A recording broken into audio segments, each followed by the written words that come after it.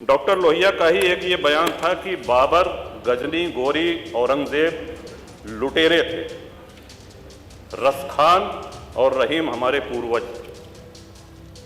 श्रीमन, ये बात यहाँ पे इसलिए कहना आवश्यक हो रही है कि पिछले दिनों कई दिनों से हम देख रहे हैं कि माहौल बिगाड़ने का प्रयास हो रहा है। सौभाग्य, इस पीढ़ी का सौभाग्य है कि अपने जीवन काल में भगवान श्री राम के भव्य मंदिर का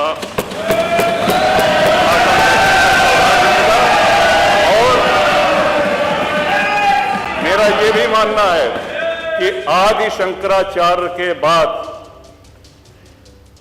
अगर कोई सनातन उत्थान का और हिंदू उत्थान का कार्य कर रहा है तो श्रीमान नरेंद्र मोदी। श्रीमान, जैसा कि हमने महामहिम राज्यपाल के अभिभाषण में कहा था कि प्रभु श्री राम की चर्चा सर्वाधिक हुई, बहुत अच्छी बात है।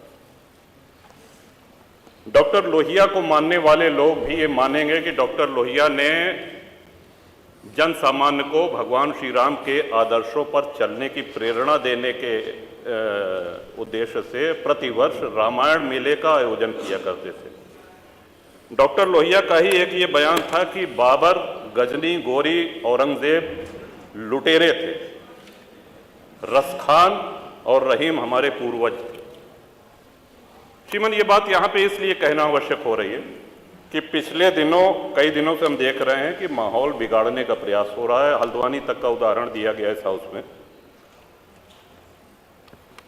सरकार अपनी जगह पे पूरा प्रयास करती है कि हमारे राज्य में कोई उपद्रव न हो, अशांति न हो, लेकिन कहीं न कहीं एक ये आभास हो रहा है हमको कि माहौल खराब करने का एक प्रयास हो रहा है। बात की गई श्री राम जन्मभूमि की, साक्षात भगवान श्री राम ने अवतार लिया।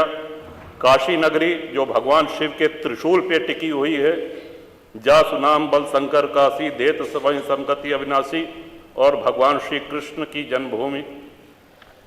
श्रीमान, स्पष्ट है ये दीवाल के ऊपर शिखर तोड़ करके गुंबद बना देने से ये गंगा जमुनी तहजीब नहीं होती।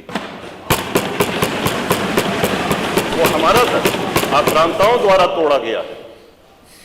और एक और भ्रम फैलाया जा रहा है, जो व्यास जी के गुफा में जो पूजा हो रही है वो पूजा अनवरत सैकड़ों वर्ष से चलती आ रही है। ये बात बाहर जानी चाहिए श्रीमन।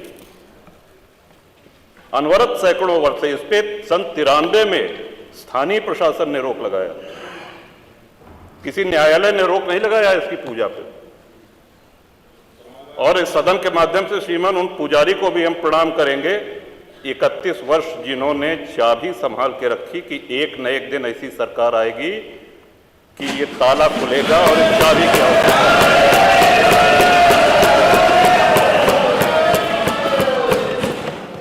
अल्लामा इकबाल, फिर वही होता है कि आधा अधूरा बोल दिए जो है पूरा बोलना चाहिए। अल्लामा इकबाल पहले वो व्यक्ति थे जिन्होंने कहा कि हिंदू और मुसलमान एक साथ नहीं रह सकते। पाकिस्तान के आइडियोलॉजिकल फादर, इसने कहा कि मुस्लिमों को अलग देश चाहिए। जिन्ना को रास्ता बताने वाले, जिन्ना को उकसाने वाले, और पाकिस्तान के पक्ष में भारत के मुसलमानों ने वोटिंग करी जिसमें 98% लोगों ने कहा कि हिंदू और मुस्लिम साथ साथ नहीं रह सकते। इस बात पे लेकर के बंटवारा हुआ और सारे जहां से अच्छा जो कविता सुनाई गई वो अधूरी है। 2 पंक्ति उसकी हम भी सुना दे रहे हैं कि ए आब रूद गंगा, वो दिन है याद तुझको, उतरा तेरे किनारे जब कारवां हमारा। कि गंगा के वो मैदान तुमको याद है जब हमारा कारवां उधर से आक्रांताओं का कारवां आया था।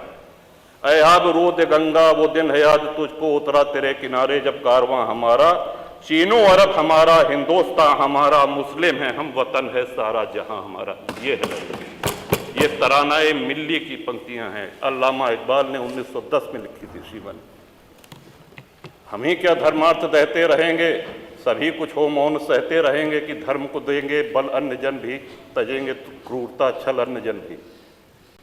श्रीमान, हिंदू तो सर्वसमावेशी है।